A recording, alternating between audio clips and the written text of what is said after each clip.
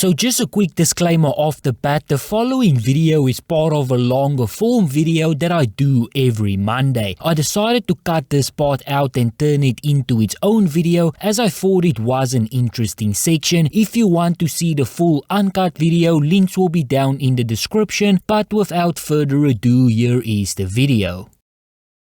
The console landscape is drastically changing, and with it, major platforms aka Sony and Microsoft needs to change with it or potentially be left behind. Here is the actual reality. Xbox and PlayStation are Blockbuster. Now let me just make this point for the millionth time. There used to be a box underneath your TV that was needed in order to watch movies. It was a VHS or a DVD or a Blu-ray player. Then streaming took over and everyone who made money selling discs quickly ran out of business. Consoles are following that same path. With cloud gaming on the rise, there will soon be no reason for us to need a console anymore. I see that happening in the next 10 years, and honestly it could even be sooner. For the last 25 years ago on Xbox and PlayStation, platformers and publishers have worked together hand in hand. Both needed each other and their success were linked. Ubisoft or Rockstar, whoever there is, can make the best game in the world, but if they do not have a platform for the games to be played on, it does not really mean anything. That is where Xbox and PlayStation comes in. The more consoles they sell, the more opportunity there is for developers to potentially have their games in the hands of gamers. The catch here is though that these publishers need to give 30% of their profits to these platforms, but it is a small price to pay and everyone is making a lot of money. However, no one wants to pay that $30, but there is no other option yet. Once cloud gaming becomes more available, there will be no reason for Activision to release their game on Xbox and PlayStation if they can just tell people to go to the App Store, download their launcher and play the games through the cloud. And just like that, Xbox and PlayStation are no longer making 30% and their whole business model is done. Xbox knows this and they know that this future is coming and they want to protect themselves from it. Many are saying that Xbox is creating this future, but the truth is that cloud gaming was not invented by Microsoft and it will happen with or without them. They are just following the market and trying to get ahead of it. They know that there is going to come a time when developers no longer need them and they want to revamp themselves as a service instead of just a platform. By securing first-party content and linking the cloud to Xbox Game Pass, they are ensuring a future for themselves when cloud gaming inevitably takes over. Sony rightfully is worried about this future as well. The problem is that they are blaming Xbox for that. Whether Microsoft buys Activision Blizzard or not is not going to change anything. Activision does not want to hand over 30% of their profits, and if they can release their games through the cloud using their own launcher, they are definitely going to see that. We are already seeing that happening on PC. Many publishers do not want to hand over their profits to Steam and they are just creating their own PC launcher so that they can hold on to as much money as they possibly can, and on console it will be no different. There will always be some publishers who do not want to go through the hassle or might not have the audience to do their own thing and they will still need a bigger platform. Once again, that is where Xbox comes in. By having a massive service like Game Pass, developers will still use them to get more eyes on themselves. It is the Steam effect. Any publisher can create their own launcher, but many still chooses to use Steam. On console, it will also be the same if you have enough eyes on you. Microsoft seems to be planning for this inevitable future by securing first-party titles and also working hard to create a game service that people will want to subscribe to. Right now, it doesn't seem that Sony has anything planned for this future. I think they are big enough to adapt, but they also need to start properly working on this right now. They might have the best AAA games out there and sell them on consoles, but the majority of their profits, or at least a very large portion of profit does come from the percentages that they take from third-party sales. The moment that goes away, so does Sony and Xbox for that matter, and that is why they need to plan for it. For Microsoft, their plan is clear: the Netflix of gaming and creating their own cloud launcher. PlayStation's plan right now seems to be blaming Xbox. It does make you wonder where all of this will leave Sony in the future. Although they are also investing in subscriptions and cloud gaming, it does not seem to be part of their core business model the way that it is with Xbox. As such, you could see them fall heavily behind eventually. Now, I am a massive fan of the traditional system and the way that Sony is doing things. I think that the market is big enough for everyone to exist and still make billions of dollars, but cloud gaming is starting to slowly but surely change all of that. Nintendo will be fine doing their own thing, and I think so will PC, but Xbox and PlayStation, those two consoles will be very interesting, and seeing how things will shape for them in the future. There is obviously no guarantee that this whole Xbox Game Pass thing or even cloud gaming will work, but I think we are definitely heading in that direction. There are a few things that we do know right now. Xbox Game Pass has 25 million paying members. They are heavily invested in Xbox Game Pass and also cloud gaming. They are pushing out streaming devices and streaming apps, and with it, I think that it is clear what the business model is going to be going forward.